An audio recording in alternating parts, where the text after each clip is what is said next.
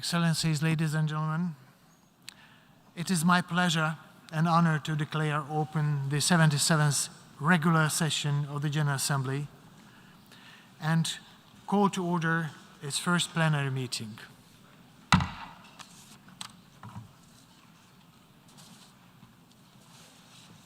Before proceeding further, I would like to remind members that all meetings participants are encouraged to consider wearing a mask while indoors, including the General Assembly Hall and in conference rooms.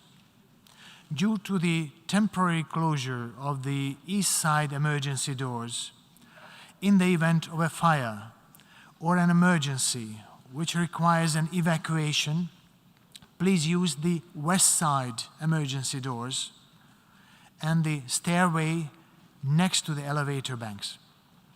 Those in the third and fourth balconies, please use the stairway next to the elevator banks.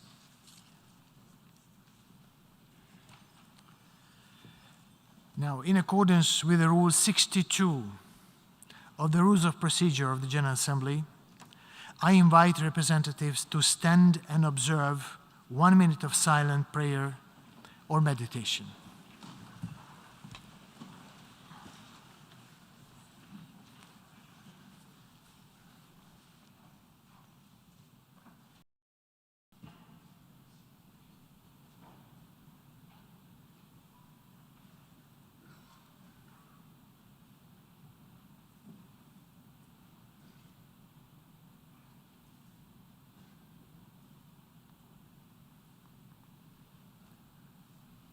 Thank you.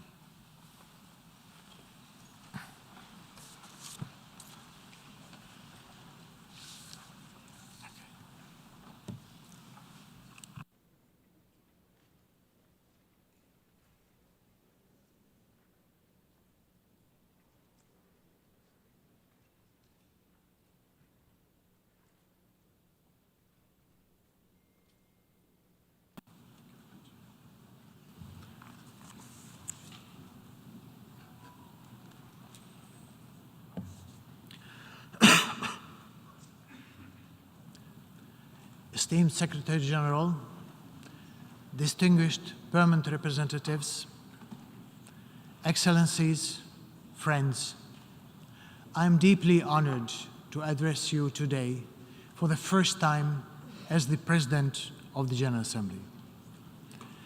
When taking the oath of office yesterday, I was reminded of my obligation to discharge my functions in accordance with the Charter of the United Nations. I reaffirm to all of you my commitment to the Charter and to upholding its highest ideals. As we start a new session, I would like to thank President Shahid and congratulate his presidency of hope. It was a presidency marked by many achievements. A particularly joyous moment happened just days ago when this body adopted a landmark resolution creating the United Nations Youth Office. This was a successful outcome of President Shahid's leadership in follow-up to the report on our common agenda. Mr. Secretary General, there is still much to do so that we could realize the vision of our common agenda in order to have a United Nations ready and able to tackle all the interlinked crises affecting our world. I look forward to work with you and member states to continue bringing this vision into fruition.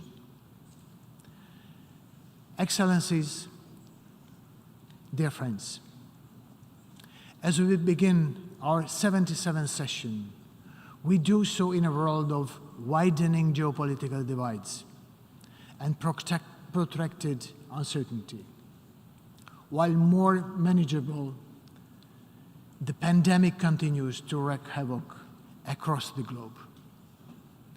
Acute food insecurity, soaring energy prices, and global supply chain disruptions means even less food for those already being short of that, while record inflation threatens to rock our societies. Conflict is creating humanitarian upheavals, not seen since the Second World War, and testing the strength of our institutions. The conflict in Ukraine has been a turning point for all of us. Unless we are vigilant, a method called war, rightly despised and denounced for decades, could reappear more frequently in the toolkit of our international life. We must do our utmost to uphold and protect the values and principles of the United Nations Charter. There can be no cherry picking, certainly not in these most tumultuous and uncertain times. We must adopt a preventive approach and end conflict and crises before they happen. This war must be stopped. It kills people, it kills development, it kills nature, and it kills dreams of millions. As our planet heats up and natural resources grow scarce, conflicts will worsen. The water crisis is poised to become our next greatest threat. Recent weeks, we have record-setting temperatures, raging fires, and devastating floods. It looks as if Mother Nature is fighting back. But few of her weapons are as destructive as the ones that we have created ourselves. Never in the past 40 years has the risk of using nuclear weapons been greater than it is today. This ominous reality calls all of us to unite around the issue of disarmament. This also holds true for small arms and light weapons, the proliferation of which is a great obstacle to our development and progress around the world. We must work to stop their illicit trade. We simply cannot go back to business as usual as we understood that before the pandemic. We will not be returning to the old normal. The only way to achieve better outcomes is to transform. The contours of the transformation we need are already known. The Agenda 2030 for Sustainable Development, the Sendai Framework, the Paris Agreement, and our common agenda all point us in the right direction. What remains to be seen is whether we will deliver. Excellencies, ladies and gentlemen, the world is looking to the United Nations for answers. As the organization's chief deliberative body, the General Assembly bears a special responsibility.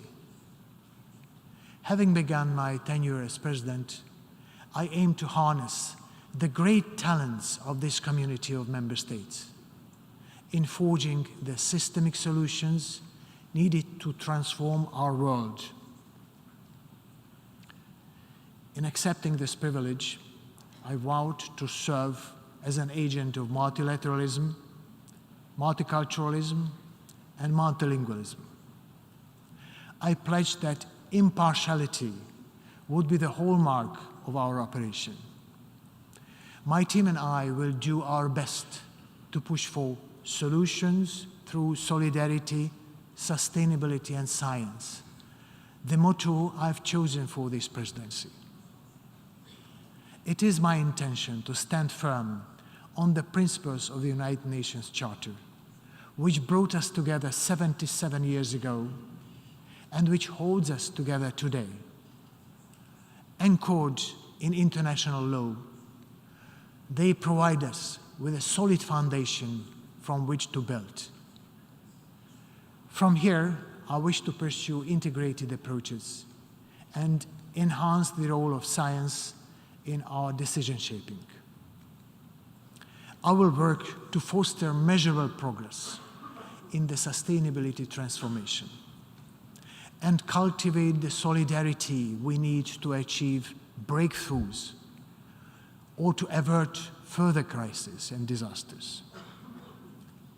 Taking stock of the Sustainable Development Goals is simply not enough.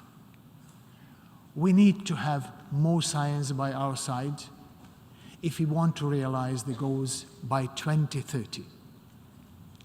And we all must put in one more effort, because, as said by Abraham Lincoln, you cannot escape the responsibility of tomorrow by evading it today. Excellencies, while humanitarian needs are at an all-time high, the solutions to them are well known. The United Nations is able to bring resources to provide life-saving assistance. We must use them to the best of our abilities. We cannot let geopolitical tensions or distrust to ultimate obstacles to the preservation of human rights and human dignity. Human rights are inherent to all of us. Justice and the rule of law are essential to shaping a world in which the respect of human rights and the fundamental freedoms will prevail. Next week's high-level meeting to mark the 30th anniversary of the Declaration on the Rights of Persons Belonging to National or Ethnic, Religious, and Linguistic Minorities will be an opportunity to embrace human rights and take a holistic approach to them. I invite all member states to incorporate voluntary pledges in their national statements to jointly advance the implementation of the Declaration and ensure that this meeting has a positive and forward-looking outcome. In that realm, I look forward to working in partnership with the Human Rights Council and take this opportunity to congratulate Mr. Volker Türk on his appointment as UN High Commissioner on Human Rights. I will do my utmost to bring our offices in closer communication. Excellencies, throughout my work, I will engage closely with the Security Council, the Economic and Social Council, and other relevant UN bodies. I intend to further the critical revitalization process, as well as pursue the ongoing key reforms led by the Secretary General to make the General Assembly and the United Nations as a whole fit for purpose. But governments do not have a monopoly on good ideas. Listening and learning must transcend these walls. As we deliberate, we must meaningfully engage with our civil society partners, academics, the private sector, enabling researchers and practitioners to lend solutions that are rooted in facts, verified information, and science. Civil societies hold first-hand knowledge, which is critical to the identification and implementation of context-specific solutions. It is vital that we seize this opportunity to be inclusive, ensuring that civil society feels ownership over and belonging in multilateralism. We must also reach out actively to young people, engaging them in what we do so that when they sit in these seats, they could come with better plans and better ideas than we did. My door will always also be open to faith-based organizations. Many ideas of them do overlap with those of the United Nations. I am also reaching out to the private sector and key financial institutions. I intend to work closely with them, listen to their concerns and their ideas, and search for implementable solutions together with them. As COVID-19 restrictions are lifted, this will be the first year since the pandemic. However, due to the saddening pass away of a head of state respected by millions across the globe, the beginning of this high-level week might be affected by coinciding obligations of many leaders. I offer my sincere condolences to the people of the United Kingdom and the member states of the Commonwealth of Nations.